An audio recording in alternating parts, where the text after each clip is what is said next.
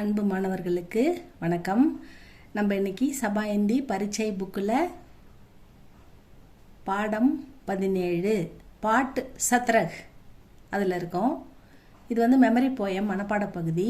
மொத்தம் 6 போயம் இருக்குது. இந்த செக்ஷனில் 3 போயம், நெக்ஸ்ட் செக்ஷனில் 3 போயம் இருக்குது.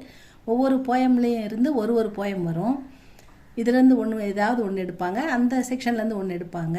ஏதாவது ஒன்று தான், ஒரே ஒரு போயம் தான் எழுத சொல்லுவாங்க, 5 மார்க்கு. இந்த 3 படிச்சுக்கோங்க, இல்லை நெக்ஸ்ட் 3 படிச்சுக்கோங்க. ஏதாவது ஒரு 3 படித்தாலும் போதும், இல்லை 6 படித்தாலும் நல்லது தான். பார்க்கலாமா ஸ்டூடெண்ட்ஸ்? சிம்பிளாக தான் இருக்கும், குழந்தைங்களுக்கு ரொம்ப எளிமையாக இருக்கும். ஃபர்ஸ்ட் ஒன் ரேல்காடி, ரயில் வண்டி. रेलगाड़ी दुप दुप करती धुआं उड़ाती रेल कहाँ से आती है.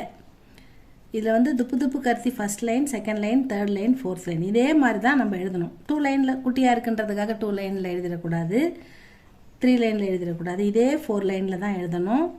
அவங்க கொடுக்கும்போது துப்பு துப்புன்னு கொடுத்துருந்தா அந்த கர்த்தி அப்படின்னு எழுதணும். நம்ம துவா உடாத்தி ரேல் கஹாசே எழுதிட்டு ஆத்திகன்னு அவங்க கொடுத்துருந்தா என்ன விட்டு போயிருக்கோ அதை மட்டும் எழுதி ஃபில்அப் பண்ணிடணும். ஏன்னா பிகினிங் அண்ட் எண்ட் அவங்க கொடுத்துருப்பாங்க.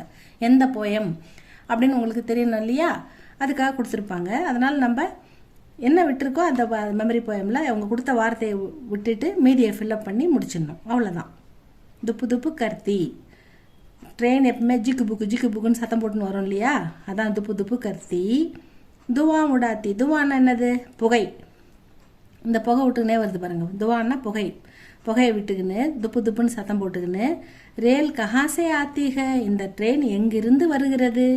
அவ்வளோதான் இதுக்கு மீனிங். துப்பு துப்பு கர்த்தி துவா உடாத்தி ரேல் கஹாசே ஆத்தீக.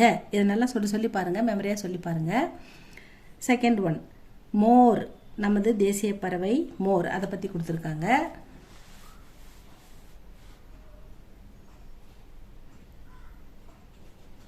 மோர்.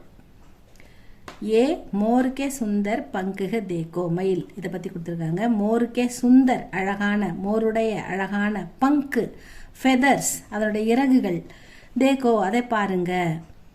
ஏ மோருக்கே சுந்தர் பங்குக தேக்கோ, அந்த இறகுகளை பாரு. பங்குமே கித்தனை, அந்த பங்கில் அந்த ஃபெதரில் எத்தனை ரங்குக, ரங்குன்னு என்னது? கலர்ஸ், எத்தனை கலர் இருக்கு பாரு.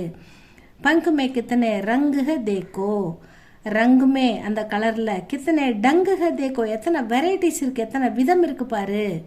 நாச்சு மனோகர் இஸ்கா தேக்கோ, அது அழகாக நாட்டியம் ஆடுது. மயில் தொகை விரித்து ஆடும் இல்லையா, நாச்னா டான்ஸ், மனோகர் அழகாக, நாச் மனோகர், இஸ்கா தேக்கோ அழகாக நடனமாடும் இந்த மயிலை பார். ये मोर के सुंदर पंख देखो, पंख में कितने रंग देखो, रंग में कितने डंग देखो, நாச்சு மனோகர் இஸ்கா தேக்கோ. இந்த மாதிரி படிங்க, பழகுங்க. இதே மாதிரி 4 லைனில் அழகாக எழுதுங்க. அவங்க என்ன கொடுத்துருக்காங்களோ அதை விட்டுட்டு மீதியெல்லாம் ஃபில்அப் பண்ணி முடிச்சு கொடுத்துட்டு வரணும். அடுத்தது ஊண்ட். ஊண்ட் பாலைவன கப்பல் என்று அழைக்கப்படும் ஒட்டகம். ஒட்டகத்தை பற்றி நம்ம கொடுத்துருக்காங்க. 4 வரி, சின்ன சின்ன வார்த்தைகள், வெரி ஸ்மால் போயம். ஊண்ட் ஒட்டகம். ஊண்ட் சலா பையி, பையி பையா சகோதரா, பாய் எப்படின்னா எடுத்துக்கலாம். ஊண்ட் சலா பையி, ஒட்டகம் போகிறது, பையா அப்படின்னு எடுத்துக்கலாம், பையி இல்லைன்னா சகோதரா அப்படின்னு எடுத்துக்கலாம். ஊண்ட் சலா ஒட்டகம் செல்கிறது, ஒட்டகம் செல்கிறது. ஹில்லுத்தா டுலுத்தா, அப்படி ஒட்டகம் வேகமாலாம் குதிரை மாதிரிலாம் ஓடாது. அது வந்து அழகாக அசைந்து ஆடி மெதுவாக தான் போகும். அதனால் அப்படி ஆடி அசைந்து ஹில்தா டுல்தா, ஊண்டு சலா ஒட்டகம் செல்கிறது. அவ்வளோதான் இதுக்கு மீனிங். ஊண்டு சலா பை ஊண்டு சலா, ஹில்தா டுல்தா ஊண்டு சலா. அவ்வளோதான் ஸ்டூடெண்ட்ஸ் இந்த மெமரி போயம். இதை மனப்பாடம் பண்ணுங்கள், எழுதி பாருங்கள். இந்த 3லேருந்து இந்த 3மே தரவாக படிச்சிங்க. இதுலேருந்து 1 கண்டிப்பாக வந்துடும் ஜனவரி எக்ஸாமுக்கு. அவ்வளோதான் ஸ்டூடெண்ட்ஸ். இது பிடிச்சிருந்தா லைக் பண்ணுங்கள், ஷேர் பண்ணுங்கள். தேங்க்யூ ஃபார் வாட்சிங்.